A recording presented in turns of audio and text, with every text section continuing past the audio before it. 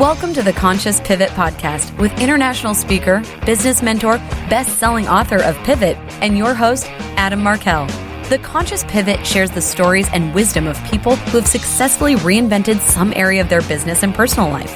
You'll gain powerful insights into how you can fully embrace new opportunities, increase your performance, and master the art and science of innovation and resilience. So please join Adam as he guides you on your conscious pivot. Hey everybody, it's Adam Markel, and welcome back to another episode of the Conscious Pivot Podcast. I am feeling very, very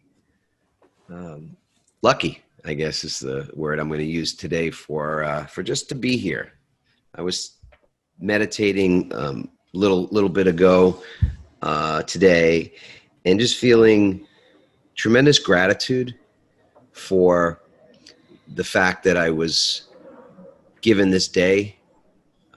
And that gratitude just sort of started to extend in all directions for me today. I started thinking about all the things that I'm grateful for in this moment, and all the things I'm grateful for in being given a day to explore, to see unfold, to witness miracles potentially, and most likely in my experience, there's so many miracles around us. Not always paying attention to them, but they're always there. And I even went back further. It's just one of those days where sort of my own spiritual side started to poke me a little bit more in the nicest of ways. And I was feeling gratitude for being born, and for being born into a loving family that was not perfect. Nobody's family is, of course, and some of our memories of those dysfunctional moments in our families can be pretty tough, pretty harsh even. But a family that I never doubted loved me and wanted me. And I know that that's something that a lot of people can struggle with, that we don't always feel wanted in places. I felt unwanted in places too, just not my own home, which I feel really grateful for. I am thrilled too that not only that I get to spend the time with all of you, figuratively speaking, of course, we're spending time with each other, but with a great guest, somebody that I'm meeting actually for the first time through a mutual friend. So it's actually really cool for me. It's exciting to be making this gentleman's acquaintance. I'm going to read a little bit about his bio, and then we're going to dig right in as we always do. Darryll Stinson is a thought leader on athletic transition. We're going to find out what that actually is. I'm not sure I know at the moment. As a dynamic TEDx speaker, hip-hop artist, pastor, and certified John Maxwell coach, he shares his life experience of overcoming addiction, childhood rejection, mental illness, depression, and multiple suicide attempts to produce success in his life. Darryll played defensive end at Central Michigan University from 2008 to 2011, where he supported his team as they won an MAC championship and became 23rd nationally ranked team. Darryll founded Second Chance Athletes, a holistic athletic transition company, in 2017 to help athletes who are passionate about creating their legacy, increase their visibility, impact, and revenue. When he is not working, Darryll enjoys rapping, reading, entertainment, music, sports, and spending time with his wife and 3 beautiful daughters. Well, Darryll, you and I have that in common, man. We have both got wonderful, beautiful wives, and I've got 3 daughters as well. Man, so maybe you can teach me some pointers, man. Oh, I don't know. I probably what I could teach you about daughters you might be able to write on a matchbook cover. I don't know. Like love them, and love them. Yeah. That's the recipe. That's the recipe. Yeah, and sometimes leave them. Leave them alone. I'm when they learning need that their one too. space. Yeah. So Darryll, it's a really wonderful bio. I don't normally even sort of read so much of a person's bio, but I really felt like every word there was important. What's not written, or one thing, let's say, that's not written in that bio that you would love for people to know about you? I think it's something that's really even hard to put in words, and that is how deeply I care about helping others walk in their purpose and reach their full potential and be happy. And I'm going to dive right into that statement. Why do you think it is that you care that much about people? Well, similar to the way that you started off this episode talking about gratitude, sometimes it's like gratitude is a strategy instead of a core belief of ours. It's the thing we do because we know it helps produce success and scientifically proven to mathematically increase your likelihood to be successful. But to me, it's not a strategy. It's part of my DNA. It's part of my core. And to drive that statement home, I always say this: I am living the life that I tried to end, and for that, I'm eternally grateful. And so, knowing that I've been through seasons of my life where I experienced so much pain that I couldn't see past that pain into a brighter future, and now I'm living in that brighter future, I deeply desire to help other people see beyond their pain, their failures, their mistakes, the lessons that they're learning into a brighter future and live that out and experience it. Yeah. It would probably be very helpful for everyone, and all of us, if we just knew that the pain that we were experiencing in the moment was a part of a season. Yeah. Like right now, I'm living on the East Coast with my wife. We're empty nesters, so our three little birdies have flown, and we have a son as well. He is very different, completely different animal than our three daughters. And we're experiencing this sort of a new freedom, different freedom that we've had in a lot of years. And being from California, we don't see the seasons. I mean, the physical seasons are more subtle. The changes are more subtle than they are on where I am in the Northeast. And so, what do you make of that? I mean, the idea that if we could just somehow know that this was part of a season, like I'm going into fall now, or I'm in fall. So my pain or my discomfort or my questioning, my feeling like I've fallen off the faith truck a little bit here, and it's okay because it's just the season. Yeah. And then it'll pass because you don't expect fall to last for more than a couple of months. Yeah. Winter's not going to last for more than a couple of months. Summer is not going to last for more than a couple of months. What do you make of that? Do you think there's that there's a way for us to sort of have a greater awareness, or maybe even just live more seasonally than we do? Yeah, I got a few thoughts on that. The first thing is actually something not to do, right? Don't guilt yourself into doing it. Don't do it because you have to, because then it won't be authentic, and then you won't actually wrap your mind around the mindset shift and change that you need to experience. So I'd say do it authentically. Convince yourself. I actually read a quote this morning, and I'm probably going to butcher it a little bit, but it said something like this. It said, "Worrying about tomorrow never robs tomorrow of its sorrow. It only robs it of its joy." And it's some proverb or something. Somebody smarter than me said it a long time ago, but it's true. I think that in our minds, we think worrying about it is somehow going to fix it or make it better, or like, if I just worry about tomorrow somehow be better, but it doesn't work that way. The way that we recognize that it's seasonal and that we have a positive outlook on our future is actually about remembering our past. All right, say more there. And by the way, thank you for the quote, which I don't believe you butchered. And if you did butcher it, it might be better as it was when you said it. That's a killer quote. So you want to say that one more time, if you can come up with those same words again? Let's see.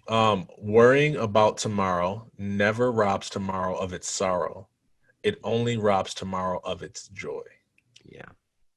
All right. So now continue on your path, and then I want to circle back to conversation about worry. Yeah, absolutely. All right. And so my path is that when we have and aside from clinical depression, right? But when we have circumstantial depression, when we're just down because we don't know how tomorrow is going to work out or how today is going to work out, it's because we are looking forward when we should be looking behind.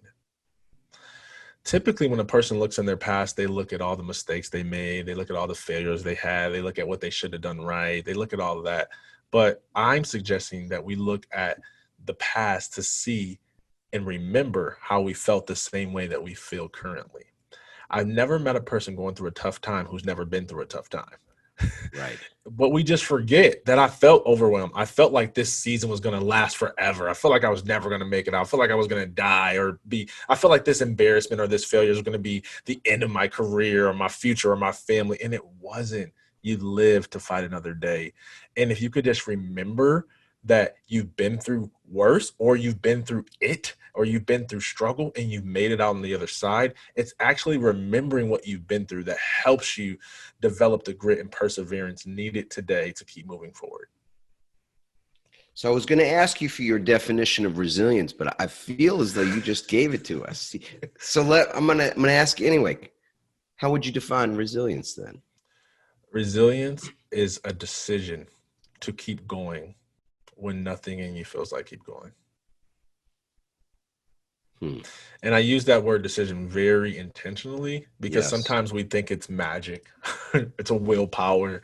You've got more mojo than I've got. And it's really that you just make a decision that, you know what, I'm going to bounce back from this. I'm going to get up from this. I'm not going to let this failure define me. I'm actually going to take a lesson from this failure, from this rejection, from this pain, from this success, and I'm going to keep being resilient moving forward. Yes. And the point of decision really is the head of the pin. I mean, it is the point of power, isn't it? Yeah. And you have to see, here's the thing. That's why I said don't guilt it. You have to authentically decide enough is enough. I'm moving forward. I'm not going back. I'm not going to hang my head another day. I'm going to look for the positive in the worst of circumstances. You have to make that decision. And the moment you do that, you know what happens. It increases your awareness. More opportunities are available to you. You start to see things that you're going to find whatever you're looking for. So why not look for the best? Yeah. I couldn't agree. I mean, I couldn't agree more. The decision, I think maybe another few words on the power of a decision is worthwhile, because I think what we often feel, and this is maybe, I want to circle back to what you said about looking behind, looking in the past, because what I love about that is it's counterintuitive. So often it is that we're being told, be present. Stay in the present, of course. Don't look behind. Don't look in the past. Because so often it is that we are looking in the past. We're looking at our mistakes, etc. And in the moment when you make a decision, when you decide, yes, I'm going to be resilient. Yes, I'll rise above, or I'll bounce back, or I'll give myself a break. I'll forgive myself. Like what a pointed decision that is, the day that or in the moment that you decide, I'm going to forgive myself. Powerful. Let alone forgive others, but just to forgive yourself. It's in that moment of making a decision that the past disappears. Meaning, just because you made mistakes yesterday or even a minute ago, because when we talk about decision maker, we're talking about stuff that's happening invisibly. This is soundless words are being formulated inside of our heads. And so our mind says, okay, I'm done. This is my point of decision right now. That's happening without a sound. And in that moment that you made that decision, it doesn't matter that 60 seconds ago you had a thought that was all about like, man, I can't go another minute. I can't do enough. I can't live another second. But then a second later, your mind has the capacity to simply decide, no, scratch that, erase that. What I just said was total bullshit. That is completely makes no, right? Yeah. That moment of decision obliterates the path that led to it. Absolutely. Potentially. Oh yeah. So say more about this idea that that we can look to the past, but reframe the past so that it actually does empower us to make better decisions in the present. Well, there's no losses, there's only lessons, right? A loss is only a loss if you put a period where you should be putting a comma, where you try to close the chapter where you should pull the here. I say this to people. I do a lot of work with addiction recovery because of my story and things like that. And people come in with so much trauma and childhood pain and all this stuff. And I tell them this: you mean to tell me that you're going to go through sexual molestation as a child, being introduced to drugs at an age that you should have never been introduced to drugs, being without a father in the home, being abused, being abandoned, being broken, being betrayed, and not take something from that experience? No. You better take wisdom, lessons, power, strength, grit, tenacity, resilience from those pain experiences, because that is what makes the struggle worth the result. Nobody works out and goes through physical pain without expecting physical results. So why go through emotional pain and not expect emotional results? We flip it when it's emotional. We think that life happens to us when really, when we process, reflect, evaluate, life happens for us. Yes. I love that. I mean, that's the ultimate reframe. It really is. And you're right. I think the idea of there being a physical cost that produces a physical result, we get that. You know, you do the workout in the gym, you're going to get jacked, you know, or at least that's your expectation, right? That there's going to be a physical transformation of your body because you've gone through that. But emotionally, we don't think about the toll we've paid emotionally, and that there's emotional fruits on that tree. If you're looking and you can see them, then you can benefit from them. Yes. But if you don't recognize them, like what if people who experience the most pain, the most rejection, are actually in the position to make the most impact? What if it's not the smartest person? What if it's not the studious person? What if it's not the all-A student? Not saying that they won't make an impact, but what if the emotional pain that people have been through is not evidence that they don't matter, that they don't fit in, that they don't belong, but it's actually evidence that they could be some of the greatest? And if you don't believe me, ask Thomas Edison, ask Steve Jobs, ask Michael Jordan. These are all people who experience extreme rejection, even in moments of celebration, attacks from media, attacks on character, being told they're crazy. But yet these are people who changed our society. Exactly. People that gain this ability to impact others in a way that you wouldn't say, hey, I want to have a big impact in the world. Like, you know, you're 10 years old. You want to have a big impact? Absolutely. You know, but here's the next period of your life is going to be enormously painful. Like pain that you can't even anticipate or wrap your current mindset around. But when you're done, when that season is over, you'll be in a position where you're jacked. Emotionally, you are jacked and ready to share with people who you can relate to now. You can lead and you can help because you understand pain. Whereas if you gone through that same season and, you know, you're always the captain of the team and always had, you know, people love you, you know, look up to you, everything always goes your way. What do you know? What do you know in what growth emotionally have you gained through that experience to be able to meet people where they are in their season of pain? There's a difference, Adam, between knowing and believing. I think people know what we're talking about. I just don't think people believe. I don't think they're convinced, because when you believe in something, there's no hesitation. When you believe that there's purpose beyond your pain, you will search through that pain until you find that treasure. But when you just know it and don't really believe it, it's just theory. It's not tested. So I submit to people, find out. If you got a lot of trash, go find the treasure beneath the trash. If you got a lot of baggage, go find the blessing beneath the baggage. Let's see what else I can come from. Well, Gotta come up with some BBs. You are clearly a pastor. I mean, there's no question. I'm thinking to myself, this is good stuff right here. Somebody should be writing this down.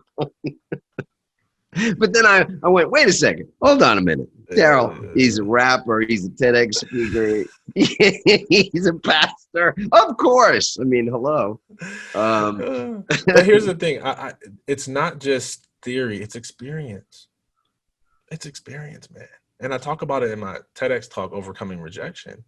I say the very thing that made people reject me as a child is the very thing that makes me successful as an adult. Yeah. But until I reflected and processed and reframed, I thought I was a liability instead of an asset. And that's when we say about belief and the power of what you believe. That's the reframe. Yes. People that are hearing this maybe for the first time, or maybe you've heard that word reframe and maybe have a different sense of what it might mean. To me, it means what you just said, that you can adopt a belief. Yep. You can create a belief. Beliefs aren't just something like your genetics and you're stuck with them. You can change them and you can use them for the power that they hold. Let's go back to this idea of looking into the past, because that was subtle, was a really essential reframe. I think that people can look to their past instead of trying to ignore your past, which I think works to some degree. If you can just manage to stay present. I just don't know how to stay present for more than a few seconds here or there. And often we are looking, in the rear view mirror or forward ahead. And so I do think there's tremendous value in just being in this moment. Yeah. And for me, when I'm in gratitude, I'm in this moment. But to look back, what's the value? What's the what you said earlier about how you can use your past as a way to deal better with your present? Here's what I would say. There's two things we're going to do with our past. We're going to learn and we're going to unlearn. And if I had to put emphasis on something that I think is more important, it'd probably be the unlearning. Okay. Here's what happens usually, and I'll cover it from a pain perspective, because I know that's the place that people avoid the most. It's the places where we've been hurt. It's when people didn't invite us for drinks after work. It's when, somebody, forgot to send you a happy birthday gift. It's when the father didn't show up. It's when you thought you were going to meet your sales goal and you didn't meet your sales goal. It's all those painful moments that we tend to want to avoid. That happened. I'm just going to ignore it and I'm going to move forward. Well, borrow it from athletes that is the worst thing you could ever do. No athlete has a bad game and doesn't watch the film. No great athlete has a bad game and doesn't watch the film. But we as individuals have bad experiences and never watch the film. But when you watch the film, that's when you learn and that's where you unlearn. And typically, here's what we think. Normal people, I won't say normal people like you're less worthy if you think this way. That's not my point. I just mean like there's an elevated thought pattern. So the lower way to think is that because this thing, let me say this in a way that people can get it, because I really want people to grasp this, right? So when something happens to you, typically we want to avoid it and we want to think that by avoiding it, we don't have to deal with it, not realizing that it still comes into our future with us. And I always say it this way, that unprocessed pain becomes ill-processed pain. Okay. In other words, we don't process it and we think that because we don't process it, that it's not doing anything to us. But typically what happens is we start to make wrong conclusions. Oh, I didn't make that sales goal because I'm not good enough and I don't need to be in sales. Oh, that person didn't say yes to marrying me because there's something wrong with me and I'm not worthy to be married to. And we make these irrational conclusions because we never really process the pain. That's why in my TEDx talk, I talk about when rejection happens, you can see it as protection, or here's the big one, projection, right? Projection is when someone projects their insecurities, their fears onto you. It's a reflection of how they feel inwardly about themselves. And so since they're critical of themselves, they're critical of you. So when I got teased when I was a kid for being a black kid that, quote unquote, I'm doing air quotes, talks white, which really means proper, that I thought that something was wrong with me. I internalized it. Yeah. In retrospect, as I drew from the past, what I learned is that, man, those kids were projecting their fears and insecurities onto me. They didn't know how to be anything other than what everyone thought was cool or popular. They didn't know how to be their unique selves. And since they didn't know how to be unique, they tried to make me conform. And it's different for each one of us, for everyone. So here, I had to unlearn that there was nothing wrong with the way that I talked. That actually, because I developed this belief that who I wasn't enough to be liked or loved by others. And so I had to unlearn that belief. And I think we're so focused on learning, on moving forward. We read podcasts. I mean, self-help books is the #1 category in the bestsellers. And we want to learn. Here's what I'm suggesting. How about you go back and unlearn some lies that you believed? Indeed. And then you said something earlier about how if you only knew, you know, it's sort of like an exercise that sometimes is done in a seminar where they have you, or I've done this when I've led seminars myself, where we had people write a letter to your former self. Like pretend that you're a 80-year-old person who's gained all this tremendous wisdom, and you're good. You're alive. You're well. you made it. You're in the sort of the place where you can look back and realize that everything led you to where you are. Like Dr. King, I believe, said something along the lines of, so much of living is just like walking in a dark staircase. Mm-hmm. And when you get to the top, you can look back and see how all the stairs were ordered just so perfectly to lead you to where you are. But along the way, you couldn't see. There was a lot of uncertainty. There's a lot of fear. So if you could go back and speak to your younger self, whether that was your 12-year-old self or your 26-year-old self or whenever it was, your 45-year-old self, that's worrying, as so many people right now, we're in a season of great worry. I think we worry anyway. I mean, like always, but where we are at present, I think there's a tremendous amount of additional worrying. I mean, all the statistics that I've read about the increase in the incidence of anxiety, of depression, the suicidal thoughts that are having more frequently for people. In fact, in June, statistically, 1 in 4 18 to 24-year-olds had considered suicide. Can you imagine that? 1 in 4 of that demographic had considered suicide in the month of June. So you go, that's the environment. That's the context that we're living in right now. If you could go back and speak to that younger version of yourself and say, hey, listen, you're going to be okay. I mean, I'm not saying it isn't a rocky road. I'm not saying, or let's say that you're not going to have a wild ride, a great adventure, an amazing journey. But know one thing, you don't have to worry nearly as much as you are. Because what I can tell you as this version of you later on, it was just a season. Yeah. And that's what you said earlier, Darryll, which I thought, man, that's a beautiful way to look at the past and to be able to see that if you were able to get through that, thing from the past, there's a pretty good chance that what you're obsessing about, worried about right now, upset about right now, there's a good chance you're going to be able to get through this as well. Is that what you meant? I mean, I don't want to sort of create it out of my words, because you did a great job of articulating it before. Yeah. It's true.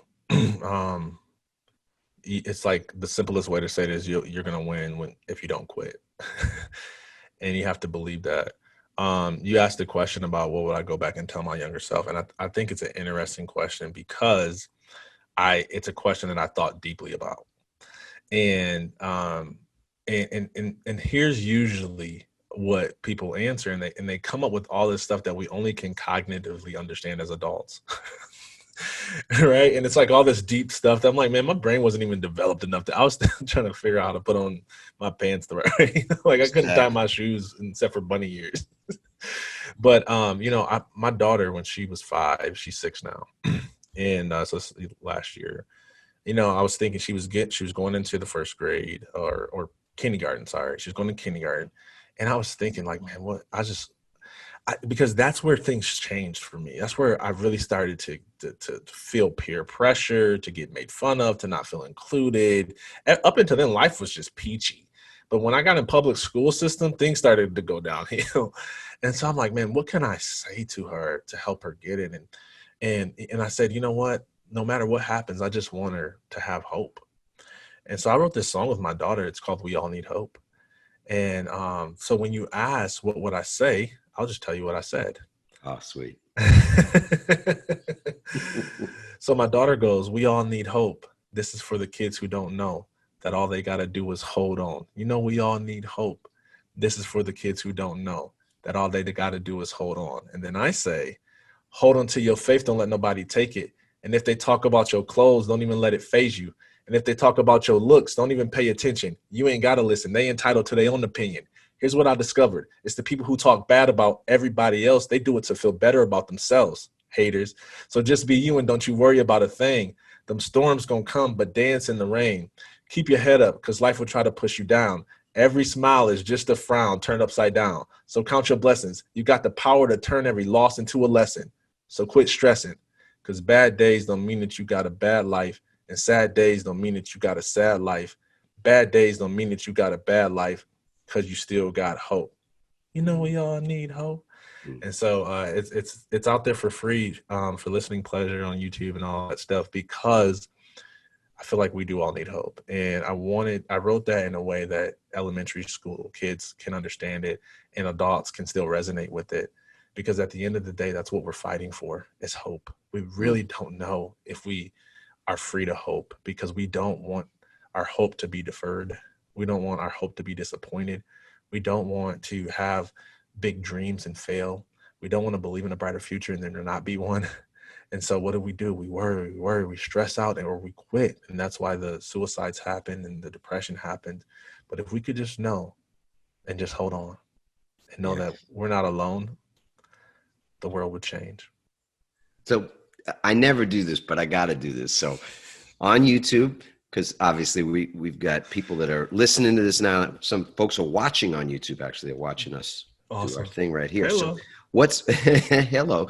What's the name of the song that they can search for on YouTube? It's called "We All Need Hope." We all need hope. Yep. Darryll Stinson. Yep, that's right. Yeah. Beautiful. And Ava. You got a YouTube channel as well? I do have a YouTube channel. Yeah. Of course. Yeah. I need to post more consistently. Oh, but honestly, on this topic, I just did a live with Chris Gronkowski, and we launched a mental health challenge in honor of Suicide Prevention Month. And so that's on there. You can hear us talk about mental health and the importance of physical fitness and how that impacts your mental health and things like that. So yeah.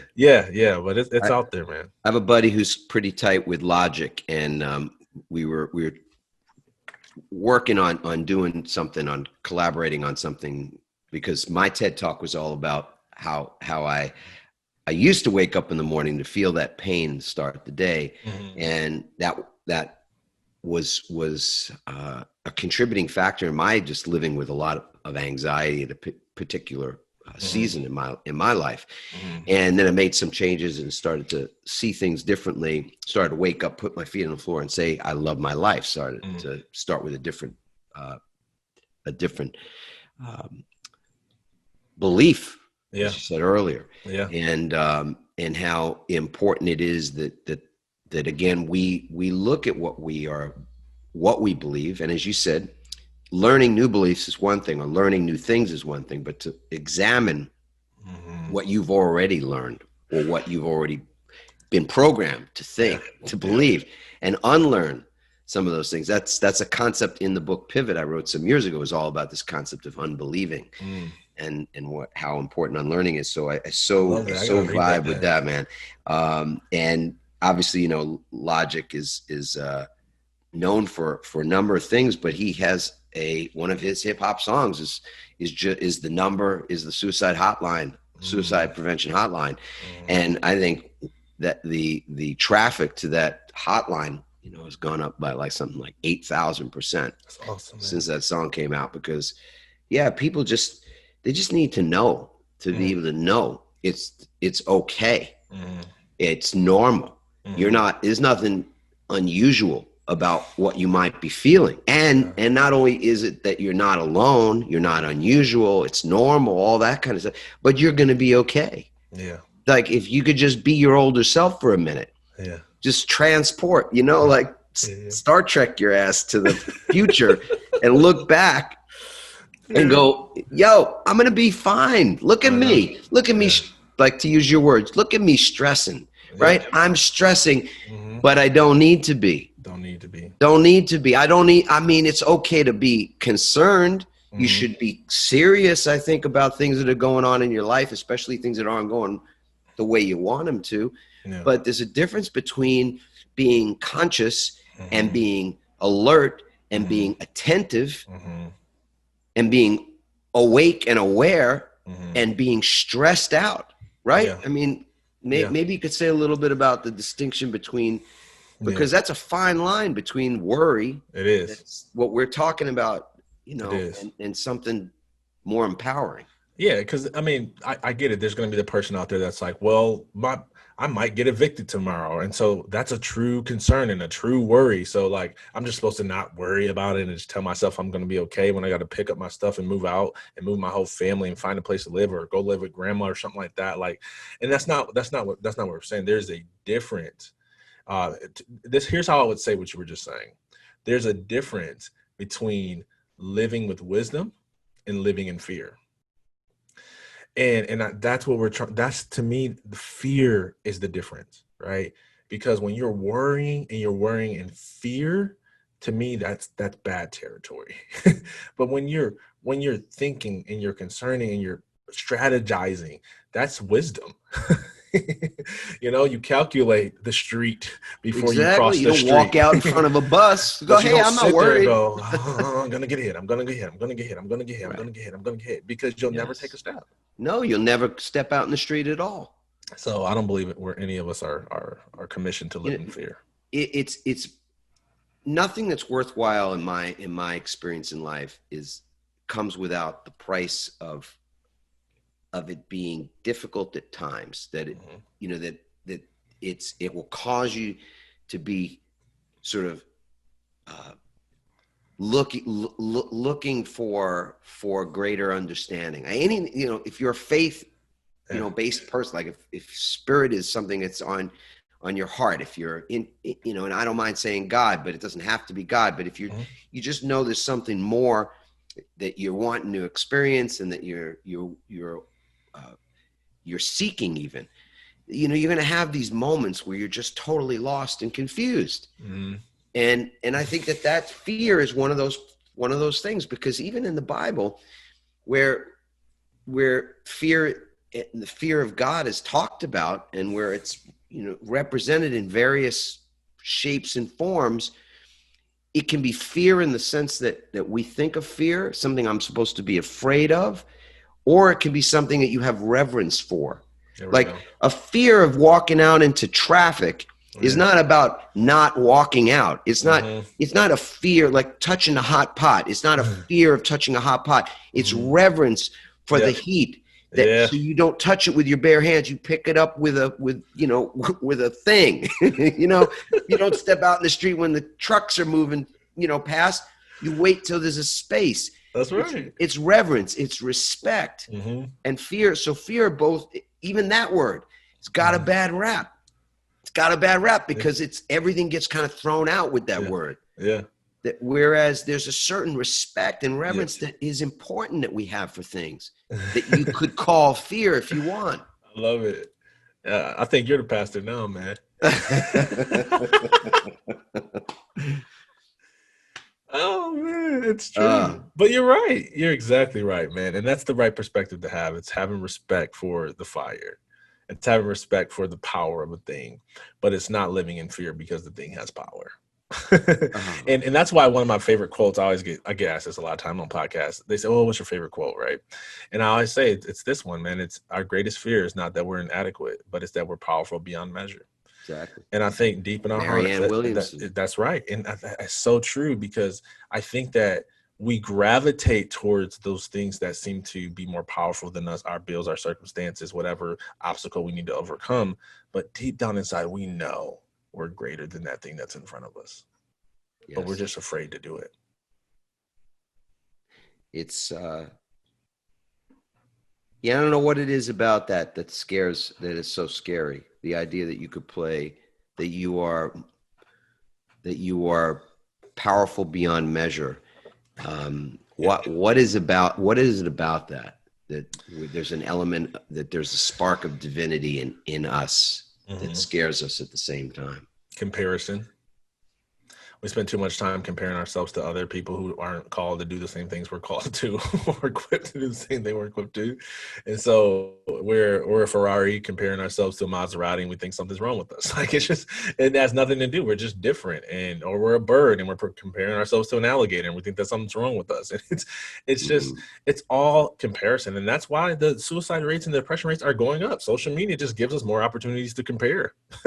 Like, I heard somebody say that I was depressed. No, I was happy until I went on Facebook. Like, you start seeing everybody's highlights reel, and you're like, no, man. I didn't realize how miserable I should be. I just didn't recognize. And that's what it is, man. So I think people know that they're like gifted or something, but they just don't think that they discount their gifts because they compare theirs to others. Yeah. Interesting. And there's so much. So even if everyone in the world was singers, which we're all not, right? I wish I could sing. I can't. Me even too. If everyone in the world, sing, but I sing nonetheless. Do you really? I love to sing. I mean, I love to sing too. And I'll sing publicly too, as crazy as that is. Yeah. I don't know. So there's a movie out that called As I See It. I don't know. I haven't seen it. Or The Way I See It, not As I See It, The Way I See It. I haven't seen it. And it's this guy, Pete Souza, who's got a crazy Instagram account where he's constantly posting pictures from his 8 years as the chief photographer for the White House during Obama's administration. Okay. So he's with President Obama, 24/7 kind of, and has, unlimited access. And he's got all these photos that he posts on his Instagram account. And he did a movie about it. It's out right now, but there's a place in that movie where he's just talking about how it is that that these pictures are conveying something non-verbally that we've got to pay attention to, and he didn't even believe that he could tell this story. Like, he was the guy behind the scenes. He's not the singer. He's the guy who's photographing the singer. Yeah. And yet now he stepped out. So it's that Marianne quote for him, because, after his gig there ended and he's not happy with what he's seeing in the world at the moment, he said, look, I'm going to become political. I wasn't. I was behind the scenes. I'm behind I'm behind the lens, not in front of it. And now he's a guy who stepped out into the lights, into his spotlight, and is doing some pretty remarkable things. Love that. It's quite. Let me say why I love that, because there's something beautiful in what you just said that I want people to get. And it's one of the things that is in our purpose discovery process that we walk people through, and it's this question that what frustrates you, right? And because oftentimes what frustrates you is evidence that you're called to be a part of the solution to that problem. And so here he is watching the problem, feeling like, can I do something? Can I do something? Should I do something? Should I do something? And then the answer is, like, if you notice it and it burdens you and you're passionate about it, go for it, because it's calling out to you, because there's something in you that can be part of the solution to that problem. So to the people in the room that are frustrated by stuff, it doesn't have to be politics. I think everyone's always a degree of frustrated with politics, but you know what I'm talking about. The thing that you just can't shut up about because it irritates you so much, right? Like me, I can't stand bad marketing copy. Like, it just gets on my nerves, especially when I hear it, because I think of all the money that's being wasted that could be spent doing good for the world. If somebody would just understand how to actually tell the story via words. And so it's because I'm a marketing expert, right? And so if there's something in my makeup that's natural to me that makes me frustrated with that problem, because I'm supposed to be a solution to that problem. So I want people to get that. And that's a powerful story, that he's watching this and now he feels this compelling pull to be a part of a solution. So I love that. Yeah, exactly. So, this conversation to me could go on forever because you and I just we could go from one riff to the next. Yeah. What is there something on your heart that you want to share that's going on for you right now? I started the podcast with what was on my heart at the moment, and interestingly enough, I think it dovetails with a lot of your history. So I felt like that was coming up. Is there something coming up for you right now that you want to share? Let me share this. You touched on this and I wanted to say it. So thanks for giving me an opportunity to come back to it. And let me say it in my words. Okay. Because when I study successful people and I study my own success, here's what I've noticed: that success is less about the tasks that we need to do, and it's more about the decisions that we need to make, which is why I launched my podcast called When I Said Yes.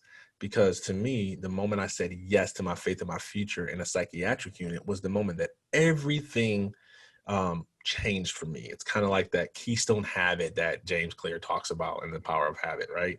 It's that habit that unlocks the rest of the other habits, right? It's that decision that unlocks the rest of the other decisions. So when people start thinking about moving their lives forward, start thinking about becoming better in all areas of their life, don't overthink the process. Just make the decision.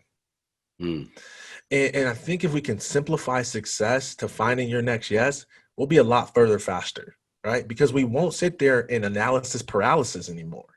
And there's a lot of people that are binge listening to podcasts and they're in analysis paralysis. I love podcasts. I listen to a ton of them, but I do so with the goal of making decisions. Now that I've been exposed to this information, what am I going to do with it? What decision am I going to make? And it's typically, if you want to know what your next yes decision is, it's typically the thing that you've been putting off for years. It's like the book you're supposed to write. It's the song you're supposed to release. And it's usually attached to the part of you where you're the most vulnerable. It usually is. So I was talking to a business coach, and he's phenomenal at coaching business. Like, I'm learning a lot from him in coaching business, and he's just phenomenal, right? I mean, I can't tell you 7-8 figures. I don't know. He makes a lot of money, but he does a great job in helping his clients make more money and produce results and have a happier life, right? And I'm talking to this dude, and I start asking him on the story. I'm like, I hear that he has this past story where he's been molested as a child, and he's a dude, right? And I'm like, man, such a problem. And I hear him talk about it. I see the passion in his eyes. He tears up, and I see him be more passionate about that story than he is when he shares his business results, which are great. Yeah. And I heard that, and I said, hey, man, I think you should speak more.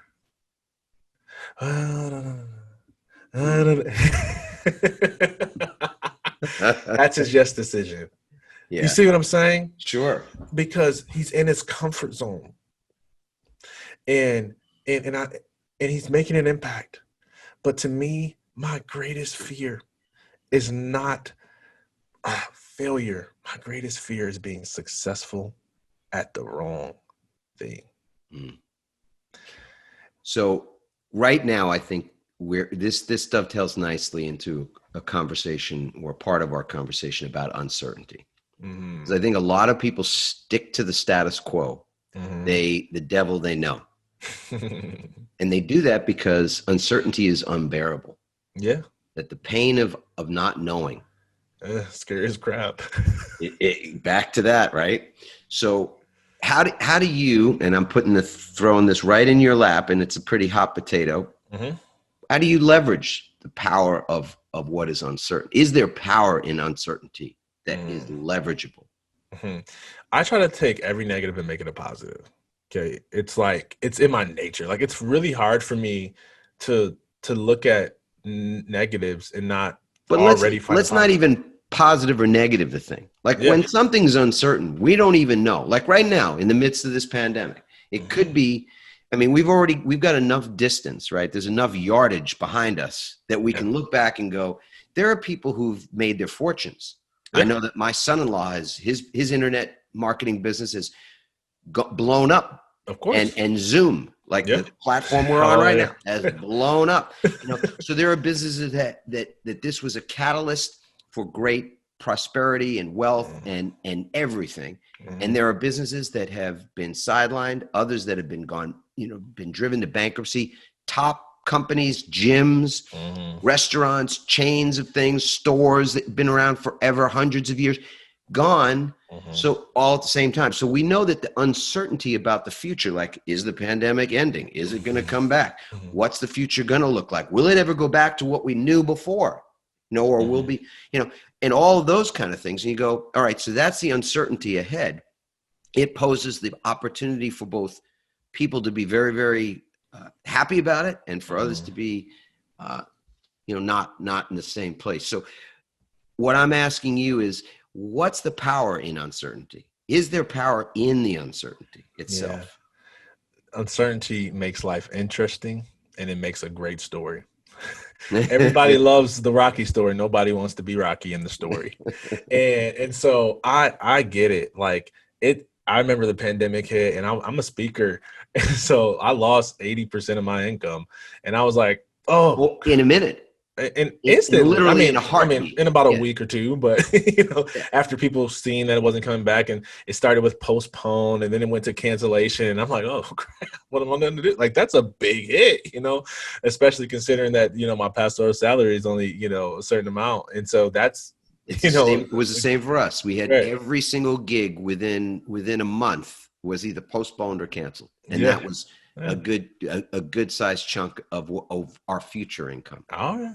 Oh, I got it, man. So but my point is, that's why I say you got to view every negative as a positive, because the uncertainty is neutral, just like money is neutral. It's not bad or evil or good. It's what you do with it. So it's what you do with your uncertainty that makes it good or bad. But what people tend to do is make it a bad thing.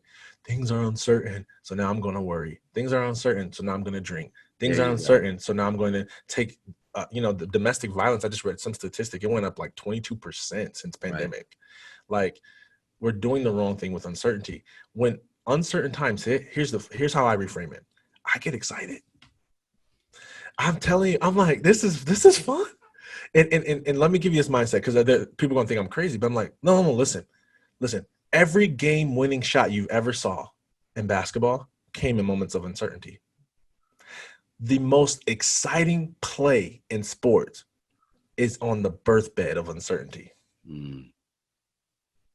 Now, this is great, and this is motivational. Now, it's inspirational, even better.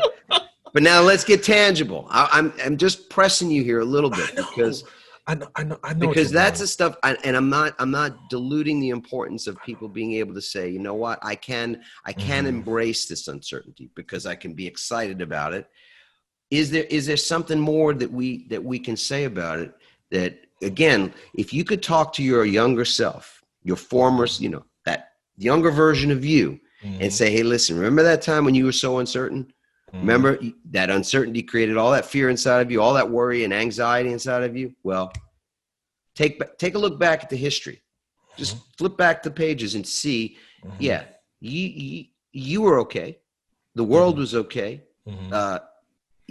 Everything evolved to where it needed to go and needed to be, so that we could get to where we are today. Yeah. And we're still okay, right? Pinch, right? Oh yeah, I'm still alive. I'm still breathing. I'm still smiling, right? Must be okay. Must be all right. Must be all right. I know tomorrow the world's going to fall apart. I got that. Yeah. I got it. Tomorrow's going to be a dark, dark day, right? But I'm okay today, right? We always think tomorrow's going to be the day, or next week, before the election, after the election, who's going to be on the Supreme Court, who's not going to be always going to be looking ahead and saying, dark times ahead, except not so much. I'm a little older than you. Now, maybe so much, maybe. I don't know. We'll see. I shaved. See, my beard's gone today.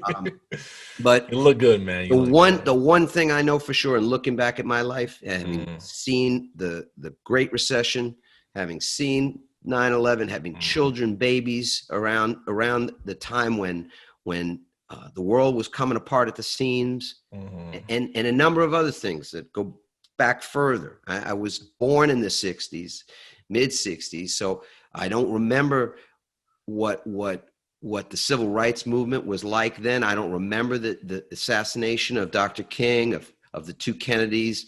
I don't remember those things, even though I was alive during some of them. I remember Nixon being evicted from office, or I should say resigning and doing us the service and not making us a victim from office, right? I remember what it was like in the late 70s when things were really difficult. My parents couldn't buy a house. Inflation was so high and interest rates were like 18%. You can't buy a house on a like those were tough times. Then Reagan comes in and people were so opposed to him and on and on and on. And then the wall comes down and Mandela is freed. But the 5,000 banks go bust in the late 80s and the real estate market crashes and we go through a recession in the early 90s. And every one of those times, and AIDS happened. AIDS was a real scary issue in the 80s. And so you just look at every single one of those things, and it was such a time of great uncertainty. And yet we're here, and we evolved, and things changed.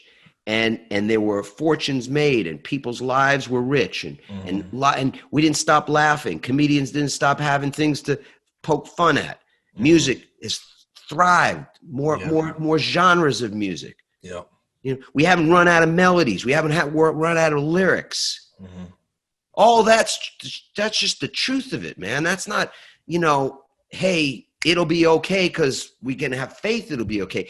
That's in the record books. That's like being an athlete and you want to know how you did last year. Just go check out your stats. Just go check out your, whatever it was that measured your performance. It's right there in the book. I guess I went off on a sermon there a little bit. I told you he was a preacher.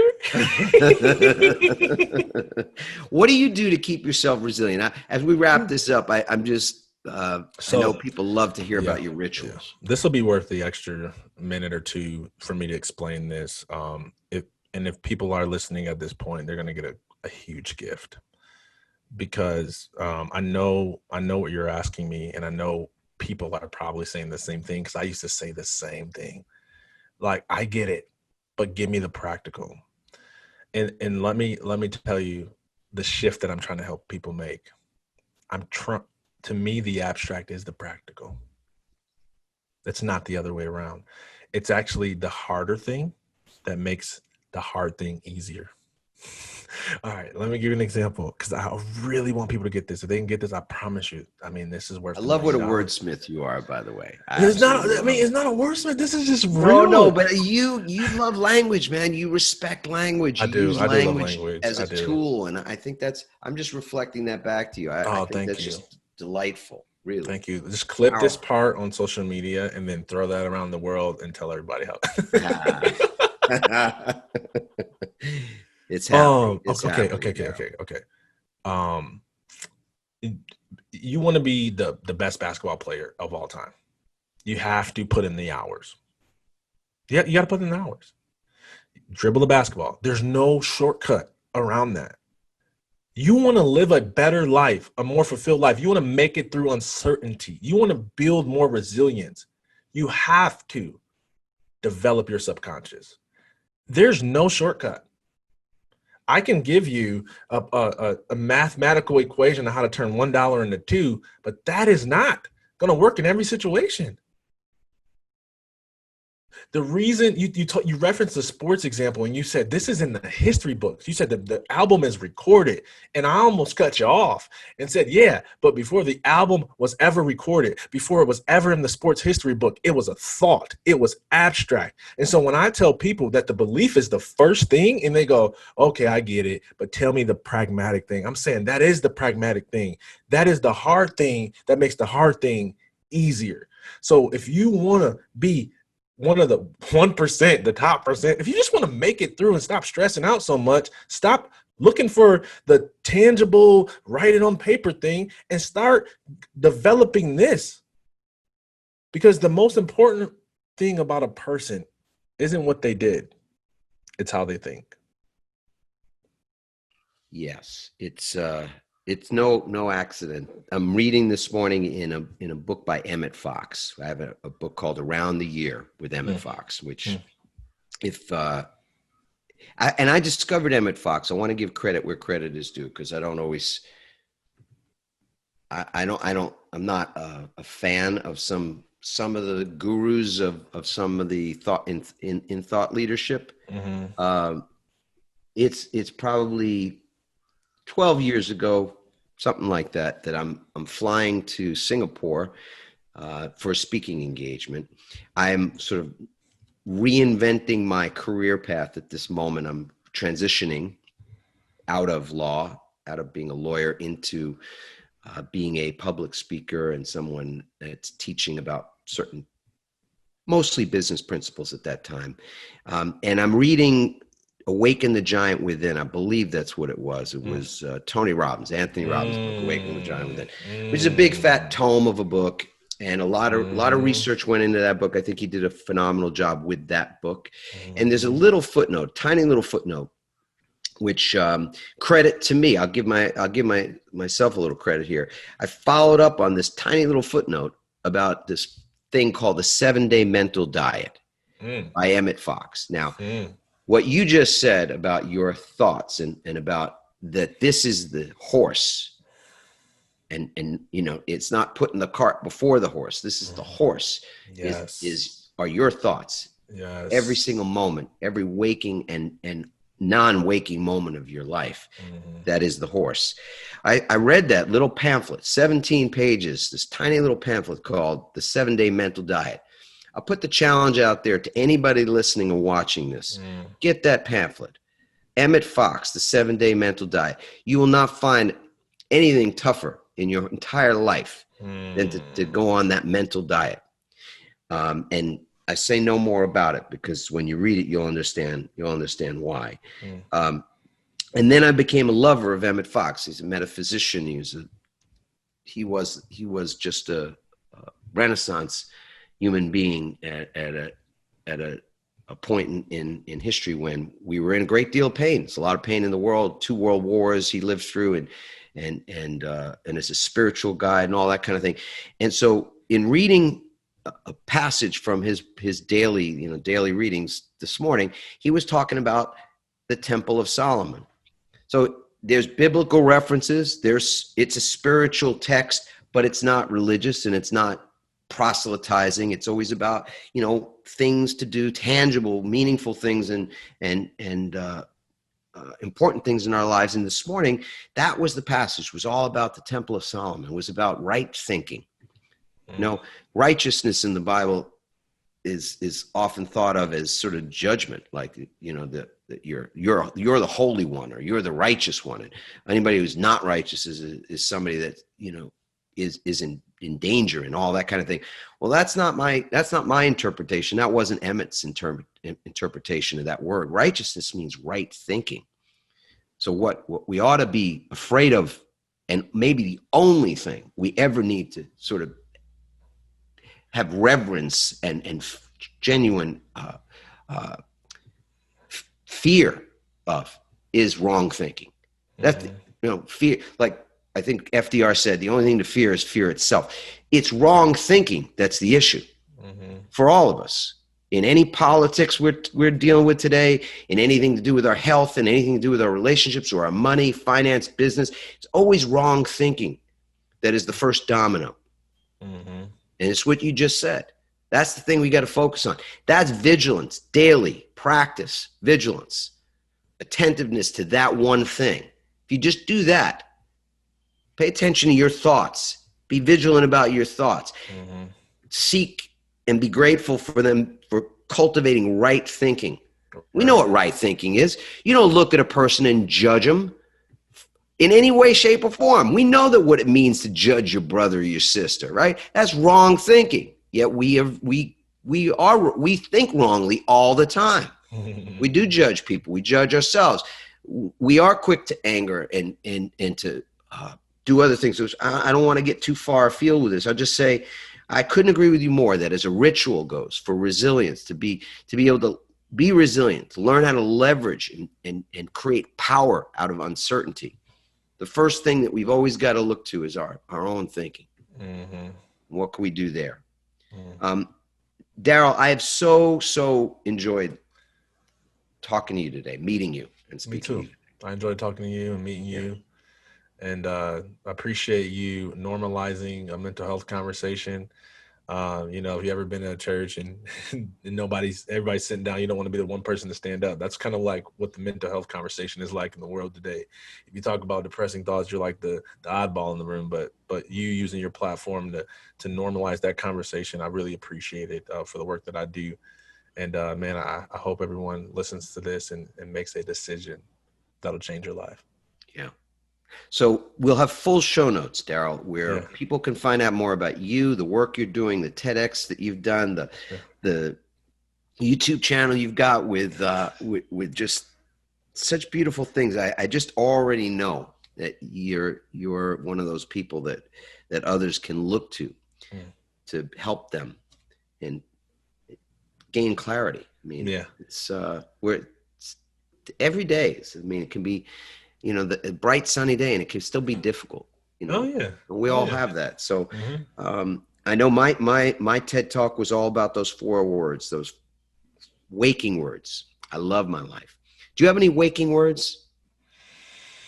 I like those. I love my life. I say that all the time. Do you? I do. Even bad. Like I said, uncertainty. I was like, everyone at the office was stressing out, and I was like, let's go. Let's go. This is like, we're behind, we're losing money. We got to lay people off. Let's do it. Not like in a, not being, sensitive to the lives, but just like this, like we're like this uncertainty in this challenge makes life interesting. So I love my life. No matter what. Those are my words. There's that thing you said earlier. It's a comma, not a period. That's like, right. No matter what. Right. That's right. Yeah. Wow. But I love it, man. If I resonated with anyone in any type of way, just reach out to me, DarrylStinson.com, and let's just connect. We'll figure it out. Whatever. Always. I do so much now that I'm just like, I don't know. If it resonates, you're supposed to reach out. Just reach out, and we'll figure it out. We'll go from there. No doubt. And I'll say this too, as we finish up this episode, we've been doing something with corporations for a number of years now, hundreds of companies, thousands and thousands of employees that we help them to establish a baseline for their own personal resilience, mentally, emotionally, as you spoke about earlier, physically, and even spiritually. And so for folks that want to, and this is something new to us, that we're going to put it out there to the general public as opposed to the companies that we've been doing this for. So if you go to your.resilienceculture.com, your.resilience with a CE culture.com, you can spend 3 minutes to fill out an assessment. It's the same assessment we've been sharing with companies, organizations for a number of years, and you'll be able to get your free results, find out exactly not only what the baseline is, the score, in other words, but what it is that you do to make small changes. Like Darryll was saying, some things you might want to learn and some things you might want to consider unlearning as well. All that will be in the free guide that we'll send you, the resource book, and of course, the analysis of the results of your assessment as well. All right, everybody, have a wonderful, blessed day. And we'd love to get your feedback. So you can go to adammarkel.com/podcast to leave comments for Darryll and myself. And we hope you love this episode, and we'll see you soon. Ciao.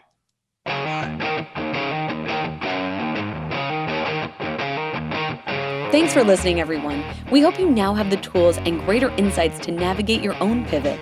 Help us inspire others by sharing this episode and leaving your comments over at adammarkel.com/podcasts. For more tips, strategies, and support as you consciously pivot into a new business and lifestyle you love, join our Pivot community on Facebook at pivotfb.com.